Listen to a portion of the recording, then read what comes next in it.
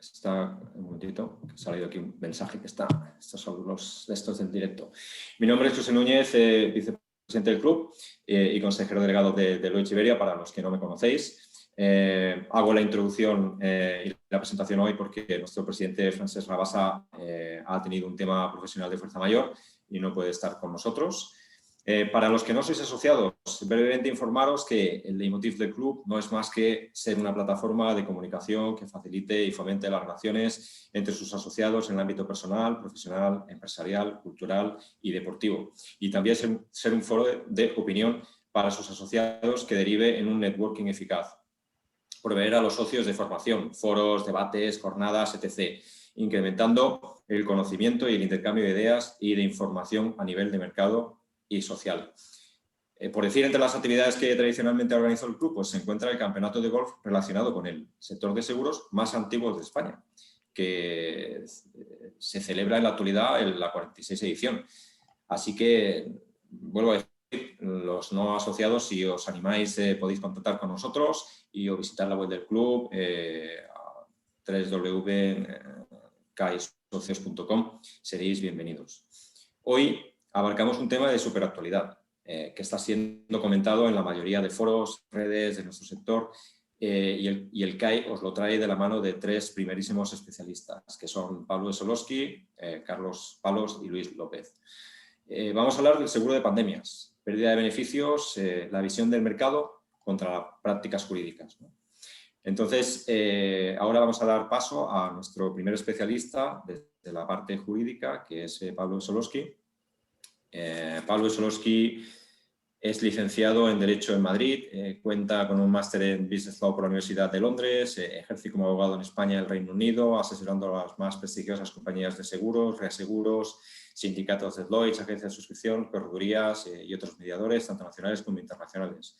Fundador de Davis Arnold Cooper en España y en 2017 fundó su propia firma, Wesolowski Abogados. En la actualidad, Pablo es secretario del CAI, secretario del Consejo de Deloitte Iberia, es presidente de ACUNSA, que es una aseguradora clínica universitaria de Navarra, y hasta hace unos meses ha sido secretario general del Consejo General de los Colegios de Mediadores de Seguros de España. Os agradeceríamos, por favor, a todos los asistentes que pongáis los micrófonos en mute. Y Pablo, adelante. Muchas gracias. Perfecto. No sé si se me oye bien. Con que me hagáis así con un dedo, suficiente. Se oye, perfecto. Bueno, en primer lugar, buenas tardes a todos. Me gustaría saludar a cada uno personalmente porque veo muchísimas caras conocidas, muchos amigos. Y os envío un abrazo muy fuerte a todos y os pido paciencia para soportar mi ponencia. Le agradezco a don José Núñez la presentación que ha hecho. El currículum que ha transmitido parece, por ese currículum, que soy alguien, pero realmente no soy nadie. Pero aquí estoy. Bueno, voy a empezar, sin enrollarme demasiado, voy a empezar con lo que es la razón de esta ponencia, ¿no? O sea, todos sabemos que el COVID-19 o la COVID-19, a mí lo de la COVID me sigue sonando fatal, pero bueno, es como se llama.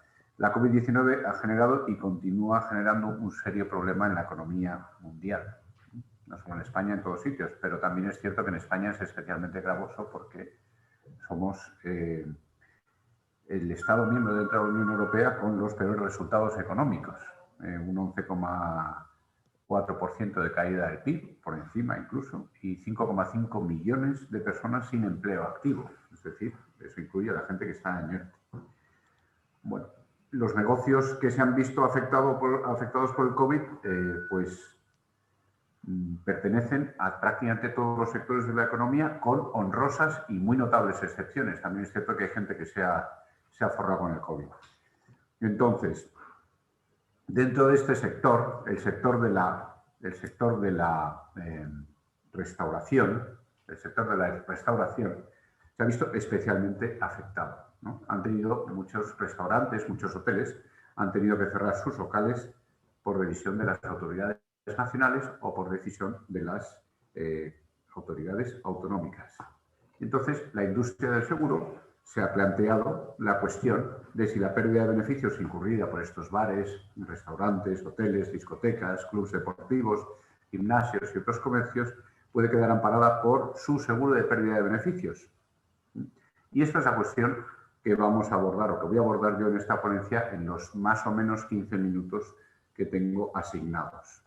Ahora, en 15 minutos tampoco es que uno pueda entrar en grandes profundidades, pero bueno, más o menos yo creo que voy a cubrir lo más nuclear, ¿no?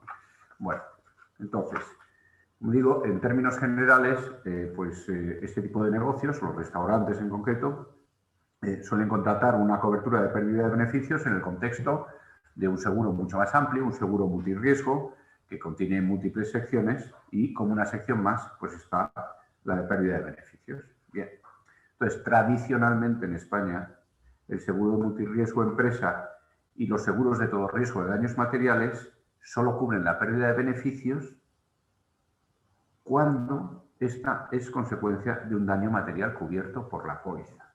Es decir, un restaurante que tenga contratado una póliza de pérdida de beneficios, si tiene que cerrar al público como consecuencia de un incendio, y el incendio es uno de los daños cubiertos en otra sección de la póliza, la sección de daños materiales, pues entonces el asegurador tendrá que indemnizar las pérdidas. Las pérdidas derivadas, lógicamente, de la paralización de la actividad. Bien, esto es más o menos lo que tradicionalmente ocurre en España.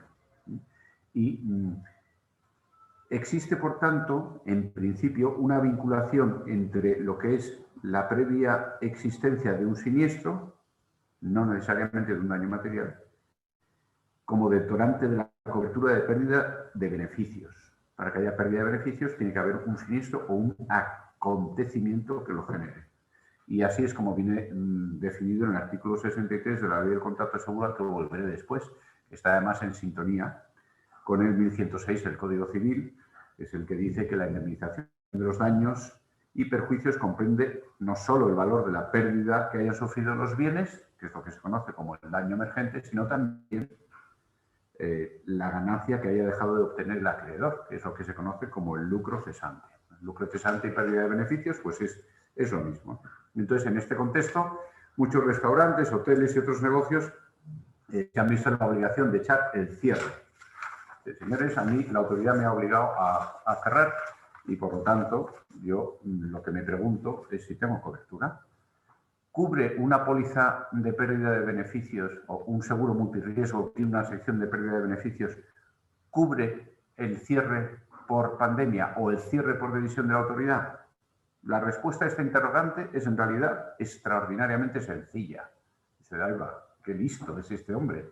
Es una respuesta sencilla, todo el mercado quebrándose la cabeza y ahora viene Pablo a decirnos que es una respuesta sencilla. Pues yo creo que es muy sencilla. Que esté cubierto o no el siniestro depende de lo que diga la póliza, depende de cómo lo diga la póliza y depende de dónde lo diga la póliza. Es así de simple la respuesta. Los corredores de seguros que me estén escuchando ya saben que deben de recomendar a sus clientes que se realice un análisis jurídico de la póliza que tengan contratadas para determinar si su póliza es de las que cubre o de las que no cubre. Yo pienso que en principio la intención no es cubrir la situación de pandemia, en principio, pero también en mi experiencia profesional me estoy encontrando con muchas pólizas que sí la cubren, bien porque la cubren directamente o bien porque la excluyen mal, pero en cualquier caso la cubren. Bien, entonces, por tanto, en términos jurídicos, no puede sostenerse que todas las pólizas multirriesgo, empresas o similares que tienen una sección de pérdida de beneficios van a cubrir la pandemia. No, ni van a cubrir el cierre del local por decisión de la autoridad. No, pero tampoco se puede mantener absolutamente lo contrario. Ninguna póliza del mercado español cubre la pérdida de beneficios con motivo del COVID-19. Pues no, eso tampoco se puede sostener, ni lo uno ni lo otro. Y luego también me gustaría aclarar que es perfectamente legal y perfectamente posible contratar un seguro de pérdida de beneficios en el que el siniestro que provoque la paralización de la actividad empresarial no sea un daño material. Hay muchos ejemplos. Si voy a los toros y se cancela el evento, un seguro de contingencia, es una póliza de cancelación, por lluvia, la lluvia no tiene por qué dañar el bien donde se celebra la plaza de toros, por decir una tontería, o un concierto. No, no siempre tiene que haber un daño al bien preexistente, ¿no? Sino que hay muchas causas que pueden determinar el cierre o la pérdida, ¿no? Bien, la primera sentencia durante la pandemia, donde los tribunales de justicia manifiestan que en el caso concreto enjuiciado queda cubierta la pérdida de beneficios, aun no habiendo daños materiales en el local asegurado, es la emitida por la Audiencia Provincial de Gerona el 3 de febrero del 21, es decir, hace algo más de 60 días. Bueno, esta sentencia, que como todos sabéis afecta a una pizzería-restaurante, pues es una sentencia que ha generado una polémica tremenda y reacciones lo más pintorescas, ¿no? Desde el escándalo más absoluto, ¿no? Hay personas que se rasgan las vestiduras y dicen cómo es posible que el magistrado Fernando Lacaba Sánchez haya condenado a la aseguradora a indemnizar la pizzería en cuestión por la pérdida de beneficios incurrida cuando no ha habido daño materiales, ¿no? Gran escándalo. Va de esa posición a la posición de los que aplauden la sentencia, considerando que el cierre de un negocio por decisión de una autoridad debe ser tratado, de hecho, como un daño material. Bueno, yo no estoy de acuerdo ni con una posición ni con la otra. Por supuesto, entiendo y respeto ambas posiciones, ¿no? Pero a mí me parece que esta sentencia, en realidad, no dice nada nuevo. No dice nada nuevo, por lo que ahora veremos. Y tampoco trata la cuestión de fondo. Y no trata la cuestión de fondo, según sostina el propio magistrado, el señor Lacaba Sánchez, no lo trata porque no ha sido planteada la cuestión por la entidad aseguradora. Bueno, vamos a ver lo que cubre esta póliza. Recordemos, un dueño de una pizzería. Un dueño de una pizzería de seguros no sabe o no tiene por qué saber absolutamente nada.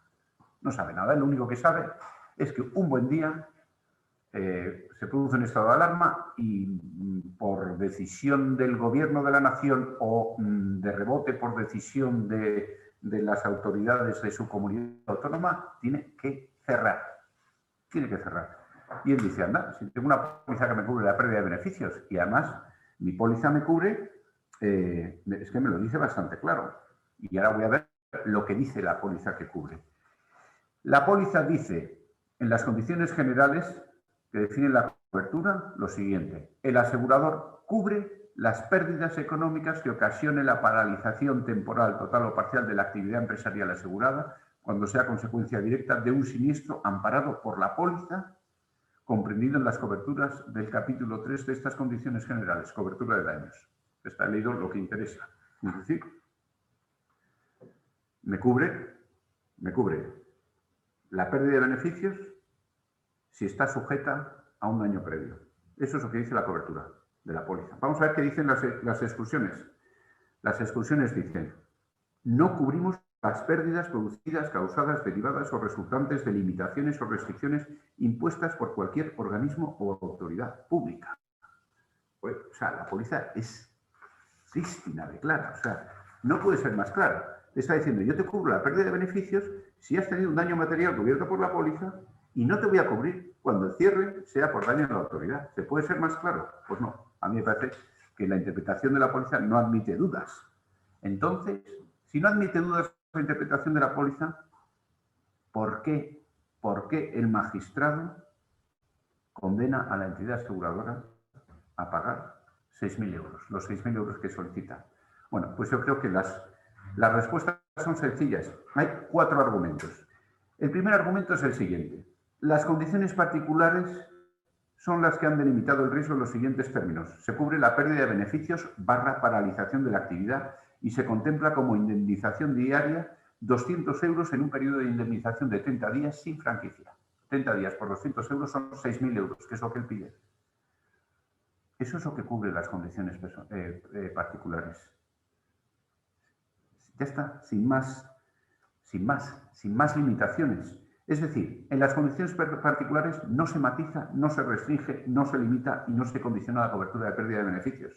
De ninguna de las maneras. Es lo que dice. Yo me pongo en el lugar del dueño de la pizzería, le doy escribir, anda, qué bien, tengo una póliza que me va a pagar 6.000 euros porque he cerrado durante 30 días.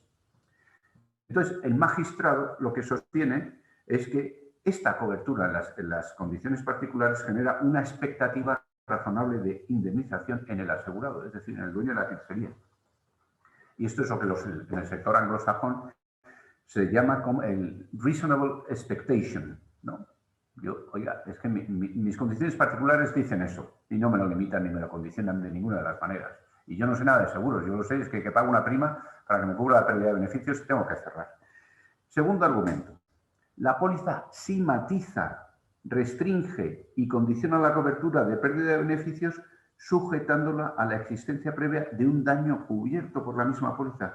Pero esta limitación tiene el problema de que se ubica en las condiciones generales, que no figuran firmadas por el asegurado. Amigo mío, la póliza es muy clara, pero es que la limitación, la restricción está fuera de lugar. Están las condiciones generales. Las condiciones generales no han sido debidamente incorporadas al contrato porque no están firmadas. Tercer argumento.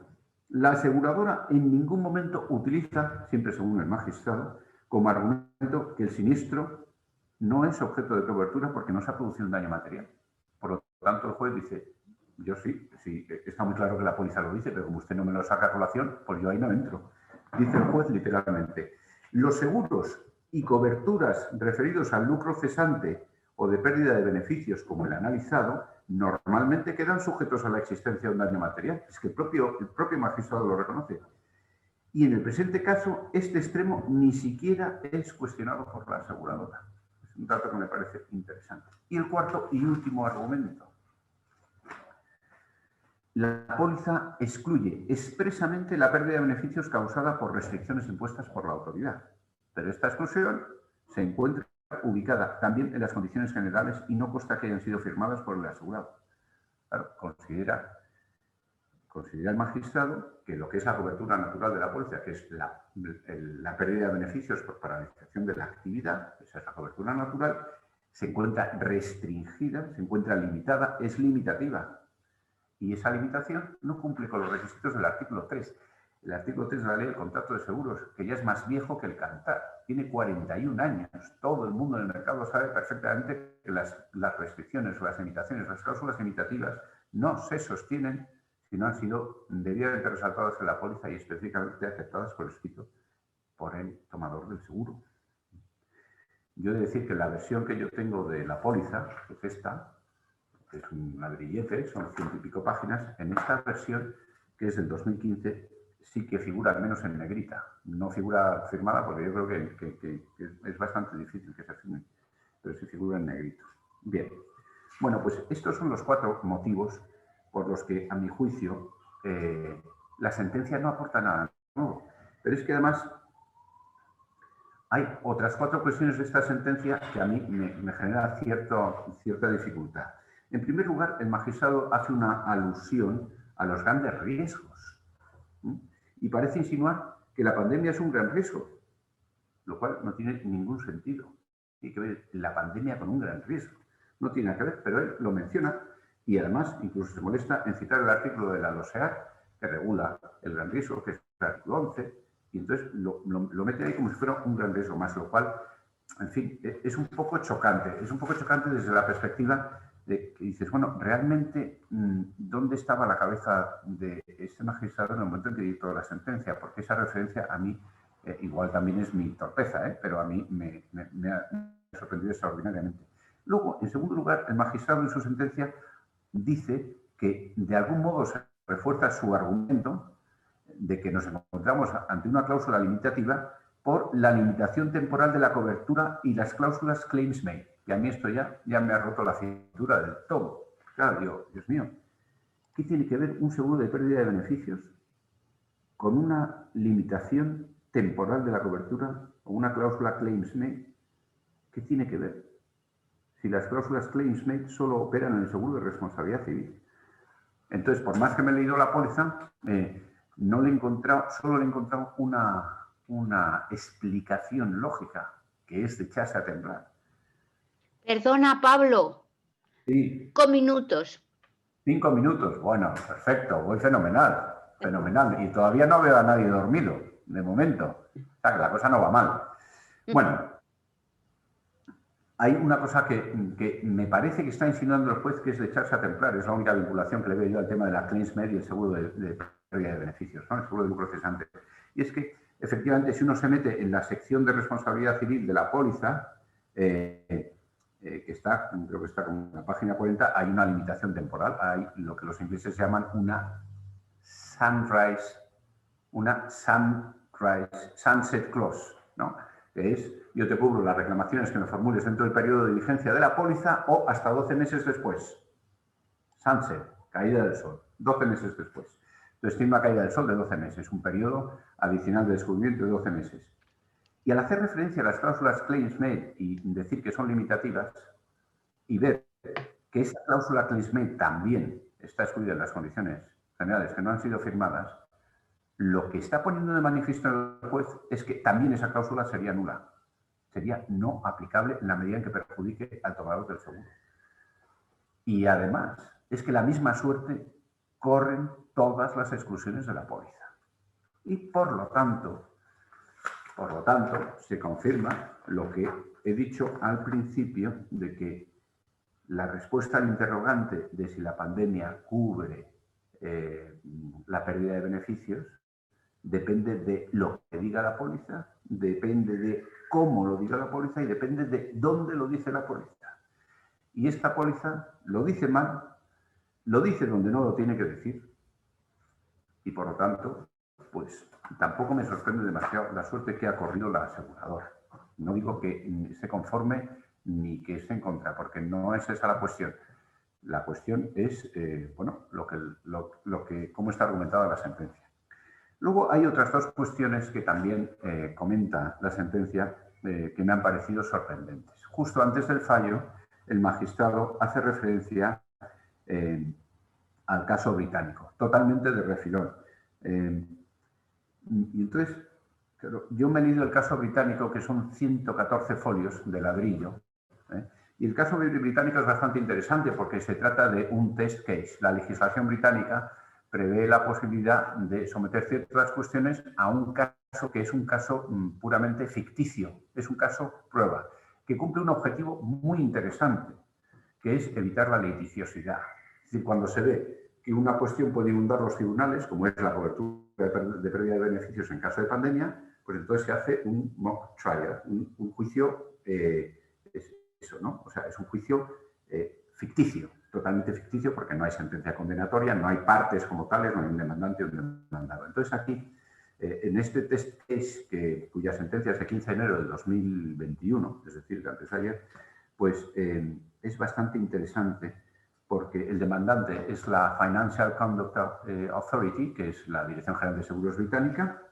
Entonces, la Dirección General de Seguros Británica presenta una demanda ante 8 entidades aseguradoras, algunas de ellas operan en España, están entre ellas Hiscox, QBE, RSA y la propia Zurich. Tenemos aquí a don Carlos Palos, a ver qué nos dice el otro, ¿no? Entonces, participan en ese caso como eventuales demandados, y entonces el caso se presenta ante la Commercial Court, es decir, el juzgado de lo mercantil, ante dos magistrados que son expertos absolutos en derecho de seguros, cosa que en el inglés y el derecho anglosajón es una maravilla, tener expertos, jueces que solo se dedican al mundo del seguro. Bueno, entonces lo juzgan en primera instancia dos magistrados y dan más o menos la razón a la FCA, a la DGS británica, y luego esto se recurre directamente ante el Tribunal Supremo y también lo mismo, ¿no? Pero lo interesante es que a efectos de este test case, se analizan 700 tipos de pólizas de pérdida de beneficios. Voy. Ya me queda poco, pero estoy en lo más interesante. Estoy en el Reino Unido. Se analizan 700 pólizas que corresponden a 60 aseguradoras diferentes y que afectan potencialmente a casi 400.000 tomadores de seguro. Es decir, que están cogiendo, por así decirlo, casos reales, ¿no? Casos tangibles, aunque todo es ficticio. Y de todas estas pólizas se extrajeron 4 tipos de cláusulas. La primera es la disease clause. La disease clause lo único que hace es que cubre la pérdida de beneficios por paralización de la actividad a consecuencia de una enfermedad cuya notificación a las autoridades es obligatoria. Tal es el caso del COVID-19. El COVID-19, desde el 5 de marzo del 2020, es obligatorio notificárselo. Cuando hay un brote hay que notificárselo a la autoridad. Bien, ese es el primer bloque de cláusulas, el disease. El segundo es el Prevention of Access Clause, que es la prohibición, o sea, es la cobertura de beneficios por paralización de la actividad como consecuencia de la intervención de la autoridad, pues si hay un atentado en la casa del frente y acordonan la zona y no puedo entrar en mi negocio y me tiro una semana sin entrar, pues he tenido una semana de pérdida de beneficios, a ver quién me lo indemniza. Bueno, pues eso es la Prevention of Access Clause, las cláusulas de prohibición de acceso. La tercera son cláusulas híbridas que mezclan las dos, y la cuarta son las trend clauses, que son las cláusulas de tendencia, que son las que cuantifican la pérdida de beneficios si no se hubiera producido el evento. Bien, tengo que acelerar a lo bestia. Pero lo nuclear es que el juez hace referencia al caso británico y el caso británico no tiene nada que ver con, nada que ver con la pizzería de Gerona. Absolutamente nada que ver. Porque el caso británico parte de hechos perfectamente previstos en la póliza. La denegación de acceso y la enfermedad. Y aquí no hay nada de eso. Bien. Y luego hace referencia, por último, y con esto ya acabo, al caso francés. Claro, el caso francés me imagino que se refiere a la sentencia del 3 de diciembre del 2020 del Tribunal de Apelación de Aix-en-Provence, mi francés es espantoso, Aix-en-Provence, en castellano, Aix en Provenza. Bueno, y en este caso, pues básicamente, este sí que es muy parecido al de la pizzería, es un restaurante que tiene que cerrar por causa del COVID, demanda a su aseguradora, que es AXA, solicita una indemnización de 66.385 euros y el juzgado de lo mercantil de Marsella condena a AXA a pagar. AXA recurre y el Tribunal de Apelación dice, oiga, es que la exclusión es clarísima, por lo tanto revoca la sentencia y no hay condena para AXA. Bueno, y no sé por qué el juez lo menciona. Conclusión. 2. Y ya sí que termino.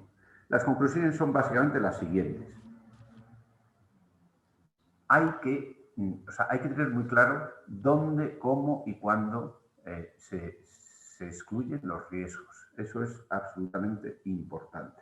Es perfectamente lícito dar la cobertura de pérdida de beneficios sin que haya un daño material previo. Y, por lo tanto, aquí los corredores de seguro y las aseguradoras tienen una beta de negocio interesante, que es empezar a cubrir por el cierre de negocios por enfermedades contagiosas, por ejemplo, ¿no? Y, bueno, tendría muchas más cosas que contaros, pero la verdad, por ejemplo, el caso en Spal, pero la verdad es que ya le estoy robando tiempo a los demás. Muchísimas gracias por vuestra atención y un placer, como siempre, a vuestra disposición para cualquier pregunta que luego queráis hacer. Gracias. Don Pablo, muchas gracias por habernos ilustrado esta parte desde la vía jurídica y haberlo hecho, como siempre, ¿no? Fácil, formativo y extenso. Os recordamos que tenéis el chat para hacer preguntas sobre la marcha y serán también sobre la marcha respondidas.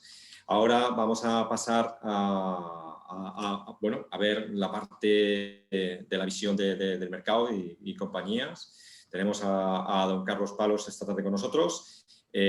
Carlos cuenta con una amplia experiencia de más de 20 años en el sector asegurador, en los que ha liderado proyectos de transformación tanto en el ámbito comercial como el de servicios. Ha sido director de siniestros y en su última etapa director de ventas y distribución. Actualmente es director de siniestros y experiencia de mercados de Zurich, España. Carlos, todo tuyo. Gracias. Bien, pues muchas gracias, José, por la introducción y muy buenas tardes a todos. Es un placer para mí poder participar en esta charla. Nosotros somos socios también de CAI, pero yo no había tenido la ocasión de compartir ningún rato con vosotros, con lo cual estoy encantado por la invitación. Y bueno, tengo que empezar diciendo que estoy de acuerdo con todo lo que ha dicho Pablo. No sé si es habitual esto, Pablo, no, pero no. O sea, lo que no es habitual es que no ha sido muy polémico, ¿no? O al menos no lo suficiente para que yo me muestre en desacuerdo. Creo que has hecho un análisis muy fino de la sentencia en cuestión y, evidentemente, pues, hombre, ofrece, ¿no?, un montón de matices, muchos de los aspectos que has destacado, pero tengo que empezar diciendo que estoy de acuerdo en todo lo que has comentado. Entonces, os voy a compartir un poco... voy a compartir un poco la visión de mercado o la visión que tiene Zurich, o lo que tengo yo incluso, ¿no?, sobre esta cuestión y voy a enfocarlo en dos partes. La primera es entendiendo un poco, cuando hablamos de mercado, casi lo que tenemos que hacer es irnos a la nota técnica que emitió UNESPA a principios de marzo, que es la que realmente recoge la posición que tengo que decir como primer mensaje unánime del mercado. Yo creo que esta es una de aquellas pocas ocasiones, seguramente no es la única, no me atrevería a decirlo, pero sí que es de las pocas ocasiones en que vemos todo el mercado está de acuerdo en cómo se interpreta el seguro de pérdida de beneficios vinculado a una situación como la que estamos viviendo, ¿no? Y por tanto, pues observar que ninguna aseguradora pues se ha salido de ese marco, ¿no? O ha querido, yo qué sé, pues sacar algún tipo de provecho por encontrarse en una situación ventajosa respecto al resto, diciendo, oye, pues yo tengo todas mis pólizas firmadas, por tanto, este problema no lo tengo. Bueno, pues eso no ha sucedido, ¿no? Es decir, posición unánime del mercado asegurador. Como decía, la forma quizá de resumir mejor, ¿no?, esa posición del mercado es revisitar la nota de UNESPA, que probablemente todos conocéis, ¿no? Yo de la nota de UNESPA seguramente destacaría que tiene 3 elementos principales. El primer elemento principal es el que ya ha comentado Pablo también, que es que en general, en términos generales, las pólizas que cubren los comercios, ¿no?, los seguros las pólizas de seguros de daño que cubren los comercios, los restaurantes, las actividades económicas, la activación de la cobertura de pérdida de beneficios o de interrupción de negocios exige que previamente exista un daño material cubierto por la póliza, ¿vale? Este es un punto clarísimo. La póliza no cubre la interrupción de negocio sin daño material. Ese es el concepto general en las pólizas en España. El segundo elemento es esta discusión, ¿no?, alrededor de si esto se trata de una cláusula limitativa o no lo es. Aquí también es muy claro, ¿no?, puesto que no existe cobertura, al no haber daño material, si no existe cobertura, la cláusula en cuestión no puede considerarse limitativa. O sea, no puede limitarse en lo que no existe, ¿vale?, que en este caso es la cobertura. Por tanto, esta es una discusión que es mucho más jurídica y que Pablo pues, podría también, ¿no?, profundizar en ella, pero yo creo que es como bastante clara para el sector asegurador, ¿no? Y finalmente, el tercer elemento es el que gira alrededor del concepto de pandemia. Todos sabéis pues, que la pandemia es un riesgo sistémico y, por tanto, no asegurable. Es decir, la propia naturaleza de una pandemia impide que sea un hecho, una contingencia asegurable, puesto que afecta a todo el mundo. Entonces, ya no puede tratarse de un hecho fortuito del momento en que se convierte en pandemia, ¿no? Y, por tanto, es un tercer punto también que está dentro de la coctelera para tener todos pues una claridad total sobre la no cobertura de pérdida de beneficios, excepto que existiese un daño material cubierto, ¿no? Esto en cuanto a la nota de UNESPA, que, como veis, repaso muy rápido, ¿no? La siguiente pregunta que nos podemos hacer es, bueno, ¿y la DGS? La Dirección General de Seguros se pronuncia respecto de esta cuestión. La cuestión es que públicamente la DGS no ha manifestado su posición respecto a la cobertura de PD en esta situación de pandemia. Probablemente no tiene que hacerlo, con lo cual nada que decir al respecto, ¿no? La DGS lo que sí que hace es, a través de su servicio de reclamaciones, pues ir dando respuesta, ¿no?, a los casos que se han sometido a su juicio, ¿vale? Estas resoluciones no son públicas, pero sí que nos consta que lo que ha ido haciendo la DGS pues ha sido confirmar, ¿no?, el extremo que estamos comentando, que es necesario que exista un daño material cubierto en la póliza para que dé entrada, ¿no?, a la cobertura de pérdida de beneficios. Por tanto, esta es un poco la situación que tenemos, ¿no? Decir también que esta ha sido una cuestión pacífica hasta ahora. No nos consta que se hayan liquidado siniestros de daños materiales. Seguimos hablando en general, no estoy hablando aquí, evidentemente puede haber grandes riesgos y los existe donde sí que se han liquidado pérdidas de beneficios sin daño material porque la póliza contemplaba circunstancias que daban cobertura. No porque existiese un daño material, sino por otras circunstancias se da cobertura y, como decía Pablo, eso no tiene ningún problema. Pero en términos generales, esta ha sido una cuestión pacífica. Nunca hemos tenido que discutir lo que hoy estamos discutiendo, ¿no? El mundo asegurador, hasta el mes de octubre o noviembre del 2020, nunca se ha representado un riesgo de paralización de la actividad debido a una pandemia. O sea, esto no estaba en la mente de ninguno de nosotros, de ningún asegurador, pero tampoco de ningún cliente. O sea, me costaría mucho aceptar que un cliente argumentase que él estaba convencido cuando compró en su día su póliza de daños materiales para cubrir su negocio, ¿no?, que estuviese pensando que esa póliza le estaba cubriendo en caso de que hubiese una pandemia y que, por tanto, si tenía que cerrar en esas circunstancias, estaría cubierto. Esto es imposible. Con lo cual, es un riesgo que no puede considerarse asegurado porque era un riesgo que no estaba previsto, ¿vale? Finalmente, destacar también que el origen, digamos, del cierre, ¿no?, o del no acceso a los comercios, que ha sido lo que ha provocado, en todo caso, ¿no?, esas pérdidas de beneficio, no está directamente vinculado con la pandemia del coronavirus, sino que está vinculado con una acción gubernamental, ¿no?, que también es un matiz interesante. Es una acción del gobierno, una decisión del gobierno, que nos manda a todos quedarnos en casa, pero fijaros, era imprevisible esta situación, que el propio gobierno, recordaréis al principio, que lo que decía es que, bueno, que habría algunos contagios en España, que no nos teníamos que preocupar, que esto era poca cosa, que habría algunos contagios, que no iban a ser muchos, ¿no? Por tanto, refuerzo un poco esta situación en la que es totalmente imprevisible la situación a la que estamos haciendo frente y, por tanto, esa imprevisibilidad hace que al mismo tiempo pues, sea un riesgo que no es asegurable. Por tanto, en esta primera parte, remarcar sencillamente la unanimidad del mercado en cuanto a que debe existir un daño material cubierto para que la cobertura de pérdida de beneficios entre en juego. Las pandemias no son asegurables y, en todo caso, lo que podríamos pensar es, oye, si la posición de las compañías son lo suficientemente razonables, ¿no?, frente a una situación que afecta de una forma tan grave a los comercios, a los restaurantes, a los hoteles. Bueno, yo creo que aquí el sector asegurador ha dado muestras más que suficientes de su solidaridad para contribuir, ¿no?, a salir de esta situación cuanto antes. Entonces, no creo que sea por la vía de tener que hacer frente a unas pérdidas que no tienen cobertura en las pólizas de seguro.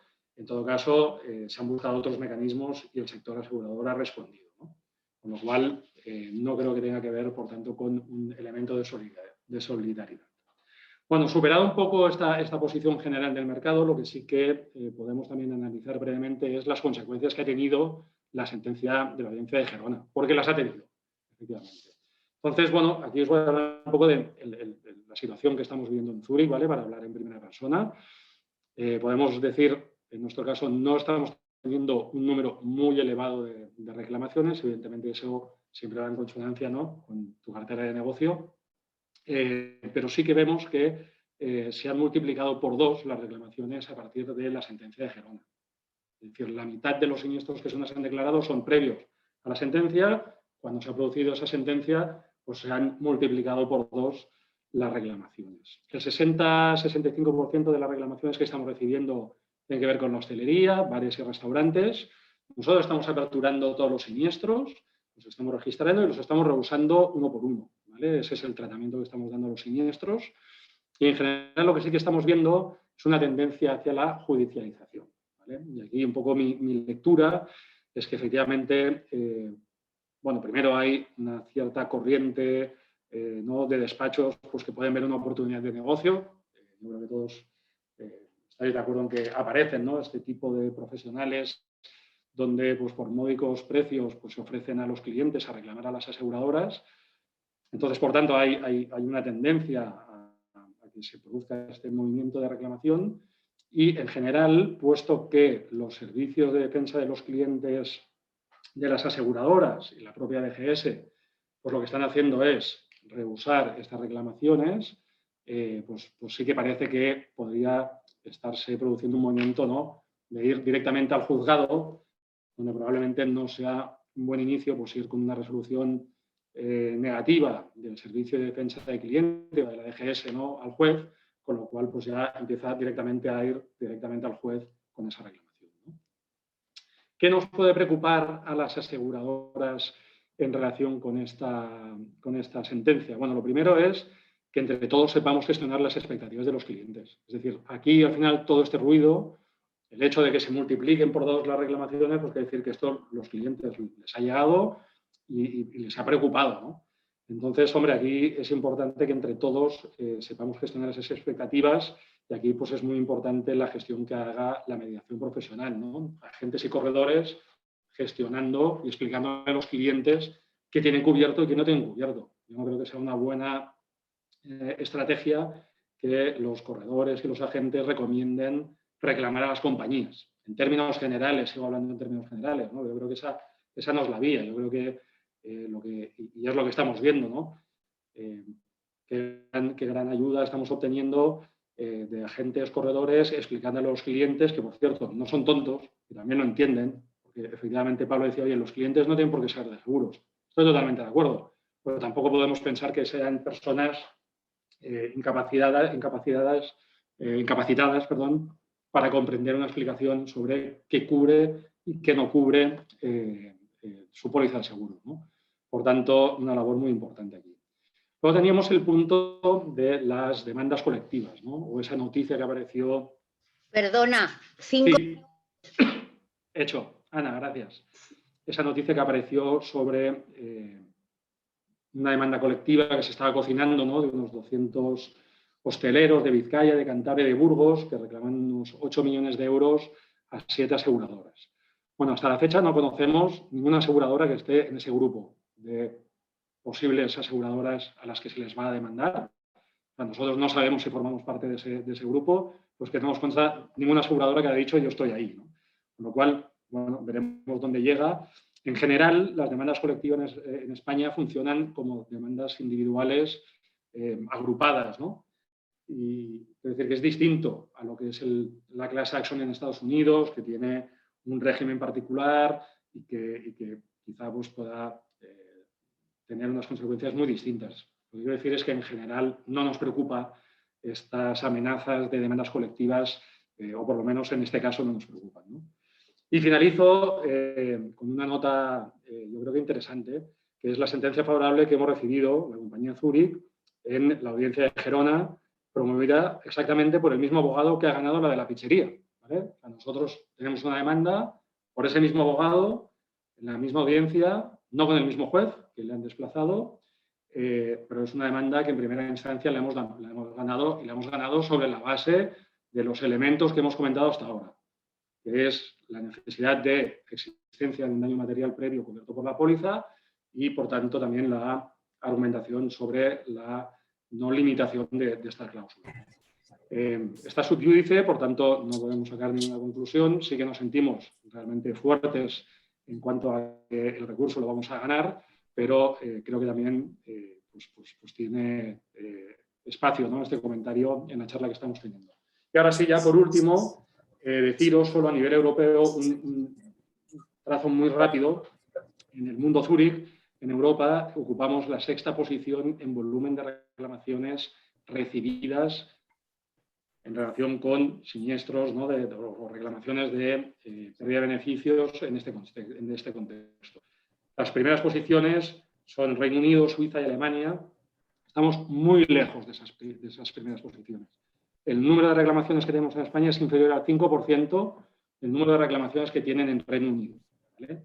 Lo cual quiere decir que al final nuestro problema, ni que sea por comparación con nuestros colegas europeos, pues parece que tiene también una dimensión bastante más limitada, ¿no? Y con eso finalizo y encantado luego pues, de contestar cualquier pregunta. Muchas gracias.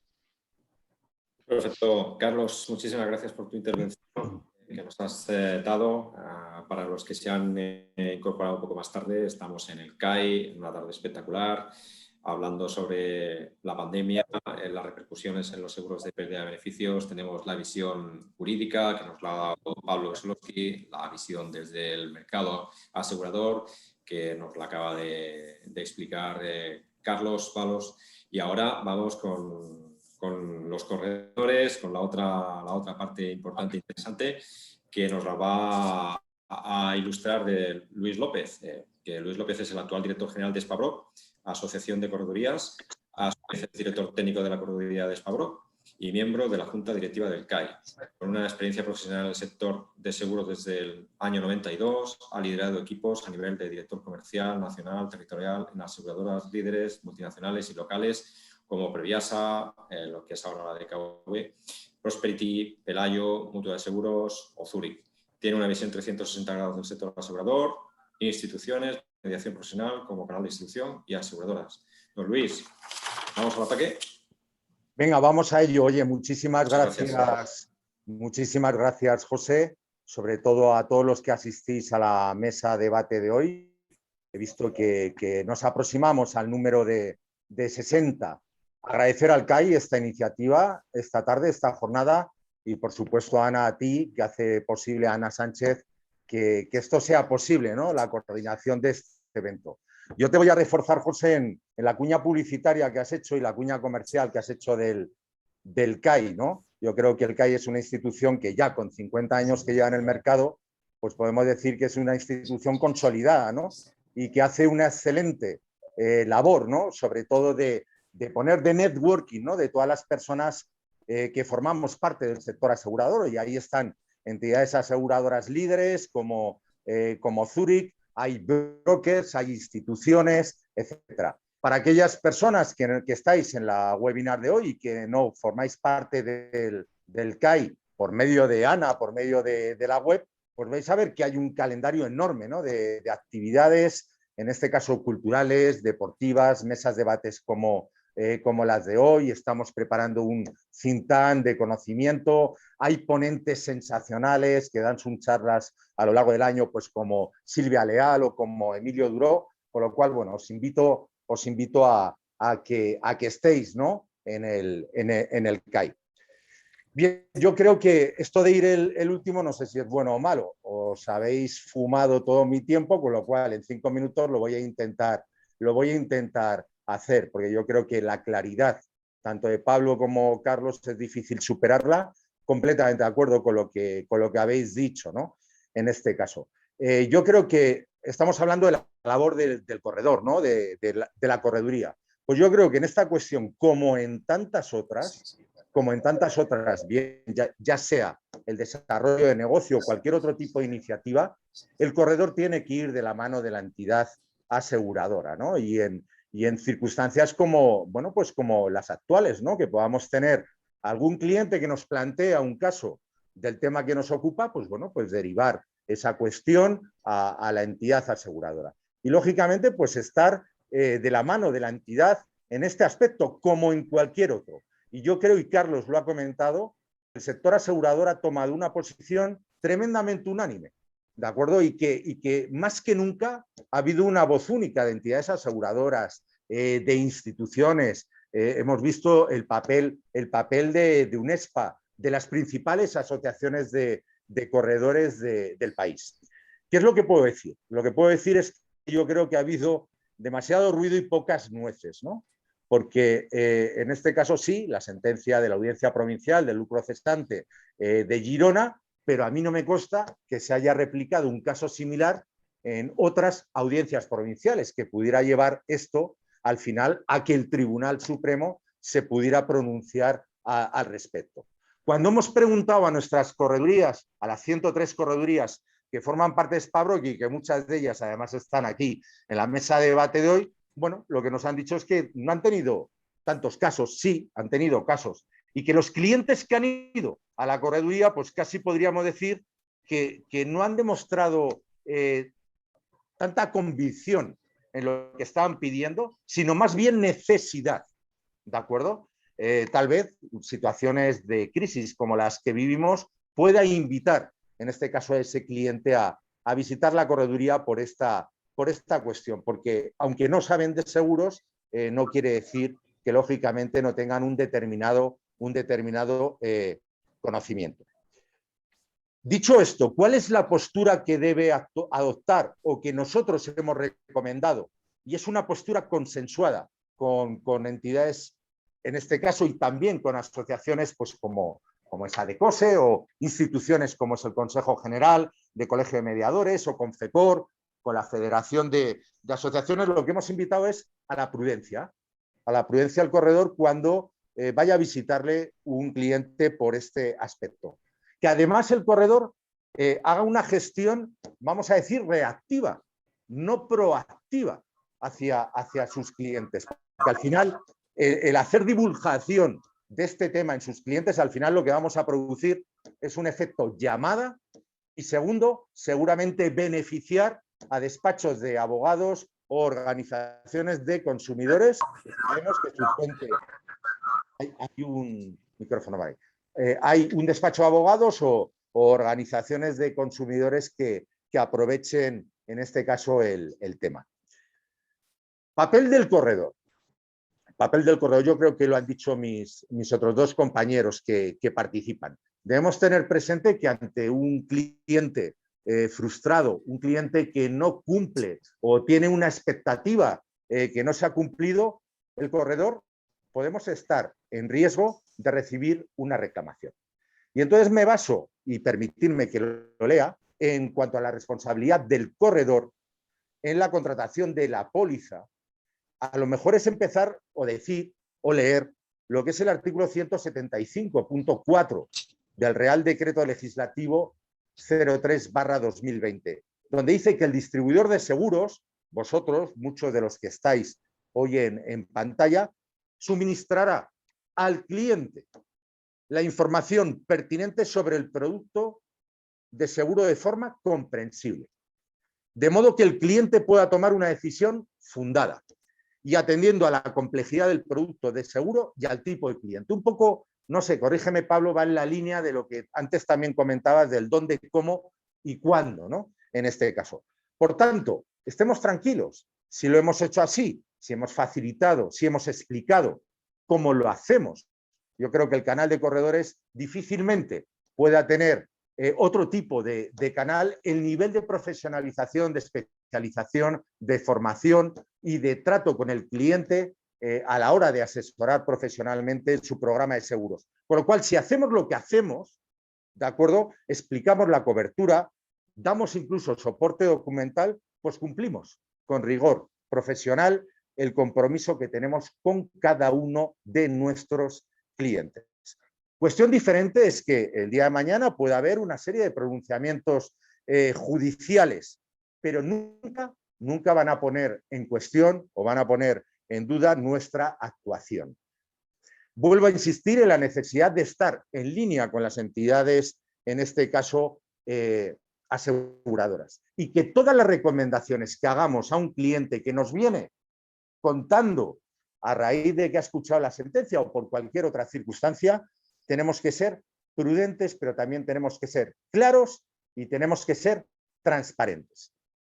Me va a permitir leeros lo que nosotros, a toda la red de corredurías que forman parte de Spabroc, hicimos, que fue ayudarles a hacer como una especie de guión, de acuerdo, de manera que si un cliente acudía, bueno, pues pudieran llevar, vamos a decir, esa hoja de ruta, ¿no? Y responderle, vuelvo a decir, de manera concisa, pero de manera contundente y de manera transparente.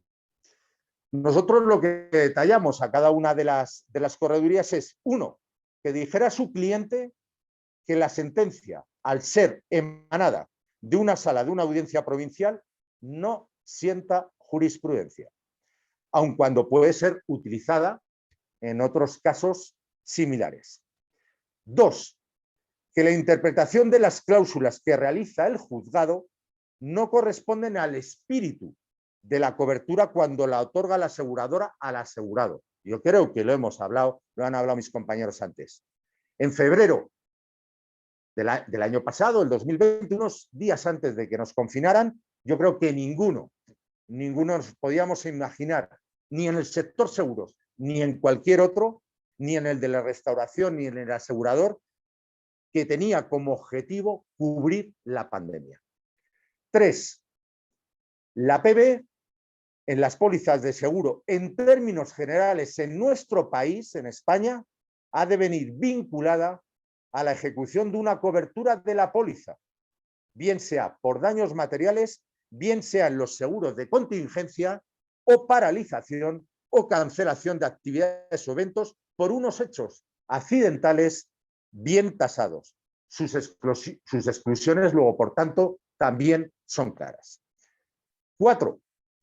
El debate sobre cláusulas limitativas o delimitadoras no entendemos que se pueda aplicar en este caso.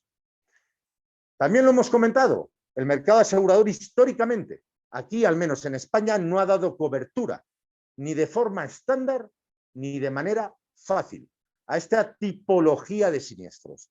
Y en el caso que se hubiese podido conseguir, no estaba seguramente, y estaréis conmigo, a la altura o al alcance de clientes masa. Solamente, pues tal vez, en operaciones especiales, seguramente a una prima elevadísima, unos costes altísimos y en mercados básicamente anglosajones. Otra cosa es, a futuro, ¿qué pueda esto ocurrir? El papel del Consorcio de Compensación de Seguros, lo que está claro que de manera autónoma esto es difícil que lo cubra el sector asegurador y que tiene que haber una labor de coordinación entre la parte pública y la parte privada. Y no solamente a nivel España, sino también a nivel de Europa. Sexto punto que le orientamos a nuestros corredores a decir. La sentencia de la Audiencia Provincial de Girona en este tema concreto entra en contradicción precisamente desde el momento que en 2013 hubo un caso similar al comentado y dictaminó en sentido contrario.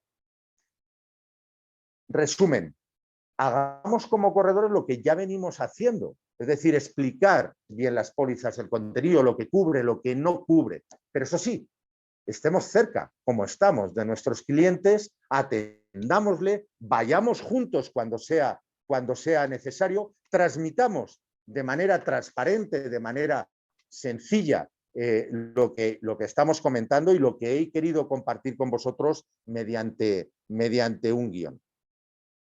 En este escenario, más que nunca, es imprescindible la objetividad de los corredores y de las corredurías.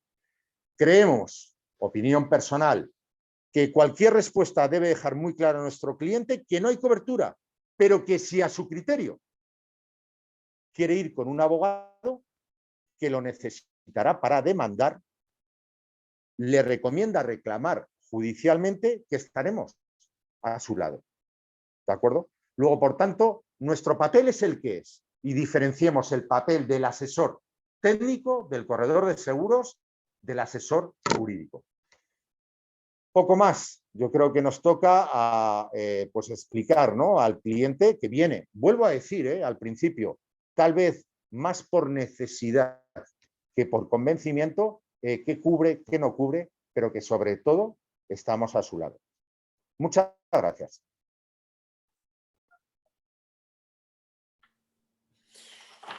Muy bien, Luis. Muchísimas gracias por la ilustración que nos has dado desde la vertiente del corredor. Hay una palabra que creo que lo define todo, que es objetividad, ¿no? Y eso es importantísimo a la hora de defender los derechos y a posicionarse en esa situación, ¿no? En un momento que estamos viviendo tan complicados y que nos afecta a todos en todos los sectores y sobre todo en este que es apasionante y que está generando tanta controversia y que hoy hemos analizado, ¿no? Hemos analizado en el CAI, en el Club de Aseguradores Internacionales, en un webinar y una sesión entre amigos especialistas, la que hemos llegado a su fin. Algunos habéis hecho preguntas en el chat de la difusión, se han ido contestando. Si tenéis alguna también, pues nos las podéis enviar al correo electrónico del CAI y muy gustosamente os las iremos contestando. Volver a reiterar lo que comenzamos al principio y lo que Luis ha comentado, ¿no? Pues que hay que agradecer a la organización del CAI, a los socios, porque sin ellos no sería posible, a Ana Sánchez, que hace un trabajo espectacular. Y bueno, gracias a esto hacemos o intentamos que esta pequeña familia se muestre como algo que muestra un networking dinámico, ¿no? Estamos trabajando continuamente, dándole vueltas, ocupando un espacio dentro de nuestras apretadas agendas, pero dedicando también con ilusión esa parte encantadora para tirar adelante este proyecto, ¿no? Que lleva ya pues, muchísimos años, como ha comentado también Luis, ¿no? Y que queremos que siga, ¿no? O sea, no dejéis de de consultar nuestra web. Para los no asociados, estamos preparando charlas ahora en breve, una de D&O espectacular. Vamos a liar una también con un webinar de expertos con el siniestro del canal de Suez, algo también de los Bitcoin. Estamos el think tank, como ha dicho también Luis.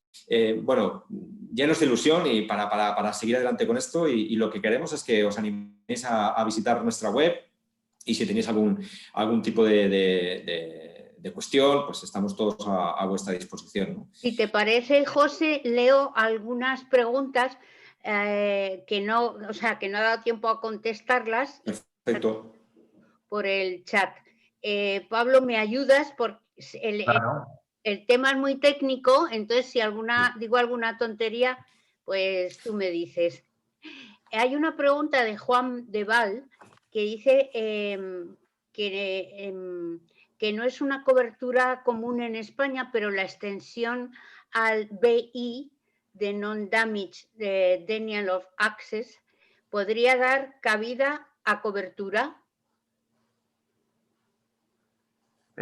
Bueno, o sea, vamos a ver, en el Reino Unido sí, efectivamente es súper común. Y aquí el acceso, pues depende de lo que diga la póliza. Claro que puede dar cabida a cobertura. Estaría bueno, por supuesto. Por eso por eso yo al principio he indicado que no se puede ser categórico. No puedes decir ninguna póliza cubre. No, depende de lo que diga la póliza y cómo lo diga. A mí me consta que hay pólizas que lo cubren. No porque digan, señores, yo cubro el COVID-19. Eso es imposible, porque el COVID-19 no existía cuando entraron en vigor las pólizas que ahora están siendo juzgadas. Eso no. Eso no te lo van a cubrir nunca. Pero sí, te pueden cubrir, te lo están cubriendo, pues precisamente por lo que dice el que hace la pregunta, Juan, que te lo puede estar cubriendo porque te he denegado el acceso a tu empresa. Vale. Puede ser, pero no sé, depende de lo que diga la póliza y de cómo lo diga y de dónde lo diga. Nuevamente, pero sí es posible. En el Reino Unido, como hemos visto al principio, esas cláusulas son súper comunes. En Estados Unidos también son más comunes. Todas las pólizas en general en Estados Unidos exigen una enfermedad previa o un daño material previo, es decir, un daño físico o un daño material previo para que haya cobertura de TV o de business interruption, como le llaman ellos, que no es exactamente lo mismo, de hecho se da paso. Parece bastante, pero la B y el lucro cesante no es lo mismo. Hay otra No sé si de Juan Béjar que dice, Pablo, si las CCPP hubiera habido alguna mención al conocimiento de las CCGG, ¿el momento de rechazo hubiera sido más fuerte?